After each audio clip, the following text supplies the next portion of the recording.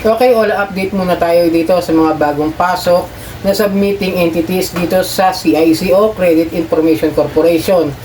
And guess what? Medyo magugulat na lang kayo dahil medyo kilala itong mga to na mga loan sharks o yung may mga matataas na interest na nagpapautang ng mga ula. And then may isa rito na medyo may issue ako talaga dahil na-revoke na ito noon pero nakapasok pa sa submitting entities ng CIC. Alright, welcome back mga kadyani muli. Bago ako magsimula ay maglalambing lamang po ako sa inyo na paki-follow po ang aking mga social media account ng Facebook, TikTok at itong aking YouTube channel. Paki-like na rin po, share at hit nyo na yung notification bell para updated po kayo sa mga videos na ginagawa natin dito about sa usapang online lending app. So yun nga, this January lang, sinilit ko ang Credit Information Corporation. Pakita ko sa inyo to. List of newly onboarded submitting entities in production this January 2025. Ibig sabihin, may mga bagong pasok po ng mga lending companies na submitting entities ng CIC. Yung mga lending o yung mga online lending na nagpo-forward ng ating mga record kapag tayo'y nakakabayad at hindi nakakabayad, magiging negative o positive, bad or good credit history sa ating mga magiging utang. Pero paalala kaya huwag kayong basta loan ng loan sa mga OLA na nakikita nyo lang na akala nyo normal lang, akala nyo okay lang yung matataas ang interest. Maaari maka-apekto ito sa inyong future na kung sakasakali magiging dahilan para hindi kayo pautangin ng mga financing companies, lending o mga banks. So ito, simulan na natin kung ano itong mga OLA na ito na bagong pasok sa CIC.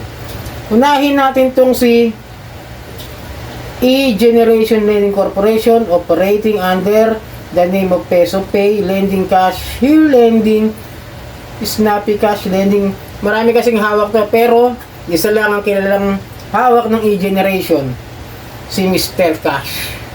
May mga loan ba kayo kay Mr. Cash? Alam nyo yun, di ba? Wala pang due date, alam nyo naman ang issue ni Mr. Cash. Yung text and call blast. Diba? Panoorin nyo yung kay Ate Red yung latest niya about doon sa Mr. Cash, no? Puntahan nyo yon para maintindihan nyo kung ano yung sinasabi ko. Dahil siya re-review talaga siya time on time doon sa Mr. Cash. Dahil sinusubukan nyo talaga to kung nagbabago ba o hindi. Punta muna kayo rin sa kanya bago nyo ituloy yung video ito. Ngayon, dahil nga bagong submitting entities na nakasama siya sa CIC, mag-ingat na kayo na wag masyadong kayo mag-loan dito. Ngayon, kung tingnan nyo muna yung magiging loan ninyo, no, kung kaya nyo bang bayaran o hindi, para hindi kayo maipit, para hindi kayo magkaroon ng bad credit history sa CIC. Tansyahin nyo lang yung utang nyo rito kung kaya nyo bang bayaran o hindi. Kakaroon talaga kayo na record dahil submitting entities na ang Mr. Cash. And then bago yun, bago natin isunod yung pinaka may issue ako, susud ko muna tong si Sunloan Lending Investors. Ayan po. Kasama rin po siya yung Sunloan. Ang mga OLA ng Sunloan Lending Investors ay ang Peso Plus at itong Cashola. May issue ba? Hindi ko masyadong wala akong masyadong pero alam ko parang may kasama ito sa mga may issue talaga ng mga OLA na parang i-review ko ulit yung sarili ko. Para kasi may narinig na ako dito kay Cashola Parang narinig ko ito dati, no? Parang nasama ba ito sa 67 na Samon, if I remember it correctly. Okay, no? I-review ko ito ko si Cashola tsaka si Peso Plus tsaka itong Sunloan Lending pag-aaralan. Pero kasama po yan sa bagong list ng ng CIC submitting entities, okay? Kaya medyo ingat din po kayo rito dahil kakaroon talaga kayo ng bad credit history kung sakaling hindi kayo makapagbayad dito sa mga OLA nito. At ang huli ay ito pong si F-Cash Global Lending Incorporation. Actually talagang marami nakakilala dito kay F-Cash na si Fastcash. Fastcash VIP at Fastcash online loan app, di ba? Tapos meron pang Fcash, alam ko, yung loan talagang kola rin na yon. And then itong si Fcash kasi may issue ako rito Hindi ko talaga maintindihan kung paano ba sila mag-evaluate ng mga lending company na okay ba o hindi para makapasok sa submitting entities. Tulad nitong CF Cash na to, pakita ko sa inyo, noong September 30, 2020, hindi akin galing to ha, sa SEC to.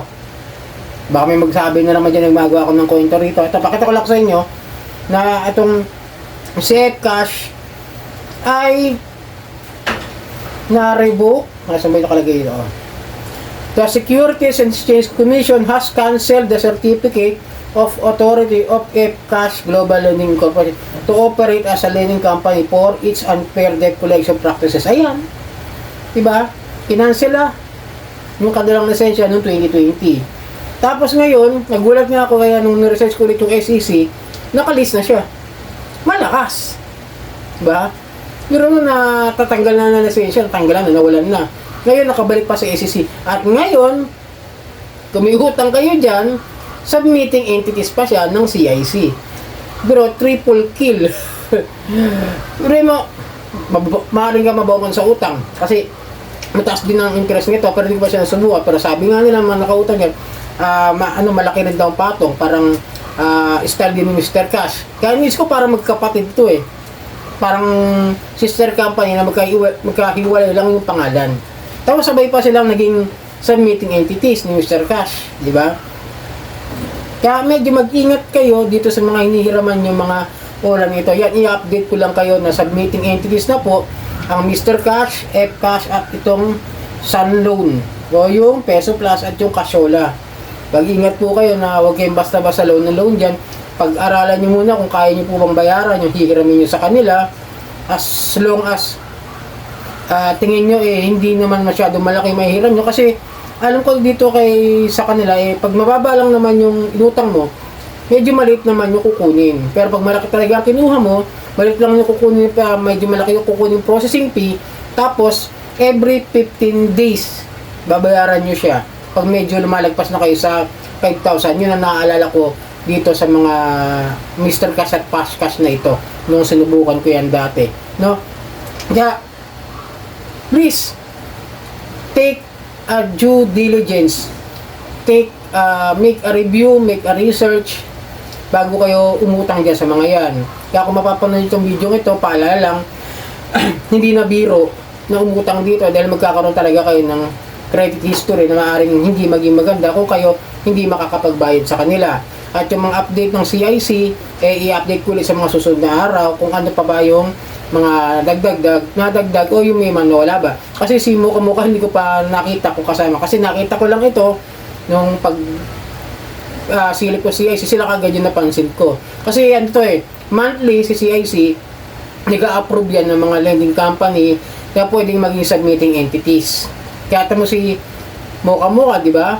Bago ma-revoke yun, naging submitting entities nung last year, mag-iisang taon na revoke sila ngayon. Kaya kung sakasakali may naniningil pa rin sa inyo na moka na nakautang kayo dyan hanggang hindi nababayaran, maaari pa rin sila mag-submit dahil naka-record pa rin sila, pero wala silang lisensya. Pero kung tutuusin, bawal na nga sila mag-operate dahil nga wala pa naman sinasabi ang SEC na binilig na yung kanilang lisensya para mag-operate. Okay? Wala pa akong nababalata, wala pa akong nakikita sa post ng SEC mismo, wala pa silang updated na may binalik na lending na na-revoke o na cease and desist. Wala pa masyadong update dahil medyo siguro may ginagawa pa sila about sa mga raid na gagawin sa mga susunod na mga araw. So yun, sana nakatulong ang video ito. Please, makikiusap ako, iwasan nyo na lang umutang sa mga ganitong klase ng ulan na merong submitting entity sa CIC. At please, maglalambing lang po muli na pakifollow po ang aking mga social media account on Facebook, TikTok at itong aking YouTube channel. Maraming po salamat. Hanggang sa muli.